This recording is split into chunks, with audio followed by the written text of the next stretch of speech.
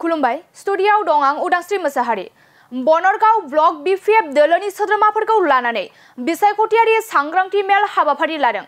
क'क्राझार जिल्लानि सिङाव थानाय बनरगाव रायजोआरि नब्लाङाव फैबाय थानाय लकसभा बिसायख'थिखौ लानानै बनरगाव ब्लक कमिटि बीपीएफनि मावसुमाफोरनि लोगो हमलायनाय आरो सांग्रांथियारि हाबाफारियाव बीपीएफनि आफादगिरि एबा बीटीसीनि बारग' गाहाय मावफुं सोद्रोमा हाग्रामा महिलारिया गाहाय आलासि महरै बाहागो लानानै मोनफ्रोमबो बुथ कमिटिनि बिबानगिरिफोरजों थोंजों सावरायलायो।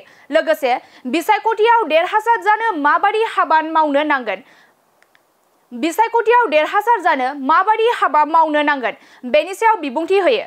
बे हाबाफारियाव बीटीसीनि बारग' लेङाइ गाहाय मावफुं सोद्रोमा खाम्फा बरगयारी, बीपीएफनि गाहाय नेहाथारि मनेश्वर ब्रह्म आरो बीपीएफनि दैदेनगिरिफोर आरो बनरगाव ब्लकनि सिङाव थानाय बुथ थाखोनि सोद्रोमाफोरा बाहागो लादों। बे हाबाफारिनि गेजेरजोंनो जुबिराज बसुमतारी बिथाङा बीपीएफ दोलोखौ एरै बुङो। दिनै जोंहा जोंनि बनरगाव ब्लक कमिटियाव मोनसे बुथ कमिटिनि मेल जादों आरो बे बुथ कमिटि मेलाव जोंनाव टटेल 76 बुथ केन्द्र दङ आरो बे बुथ केन्द्रआव जोंनि मानगोनां सार श्रीजुत हाग्रामा महिलारि लोगोसे श्रीजुत सार खाम्फा बरगयारी बिथांमोना फैनानै जोंनि बुथ कमिटि बिथांमोना मोनसे सोंलु बा इन्टारेक्ट लाफैदों। नोंथांमोननि केन्द्रआव मा रोखोमै दं बा बोरै दं बेखौ बिथांमोना नोजोर लाफैदों बा सोलो लाफैदों।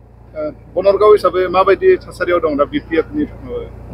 जोंनि बनरगाव समस्थियावथ' बीपीएफनि थाखाय जोबोद मोजां थासारि नोंथांमोनानो नुखाबाय।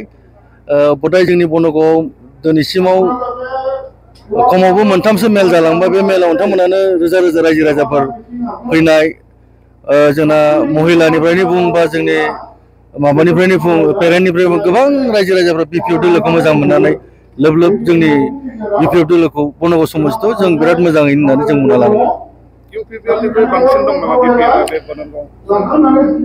जेब्लाबो 2005निफ्राय जोंनाव निर्बाचन जादों बीटीसीआव। दिनैसिम 2005निफ्राय लानानै 2020सिम बे बीपीएफ दोलानो देरहादों आरो फैगौ दिनावबो बे बीपीएफ दोलानो देरहागोन बनरगाव समस्थियाव। जिहेतु लकसभाया खाथि जासै, 1 दानल' दंसै गेजेराव, नोंथाङा बीपीएफ हान्जानि हिसाबै सोरखौ बिजाथि महरै लुबैयो नोंथांनि गोसो बायदियै? जोंनि बीपीएफ दोलोनिफ्राय आङो 3 जोनाव पेनेलाव फैदों। प्रथमाव फैदों जोंनि बारग' आसामनि मन्त्रि प्रमिला रानी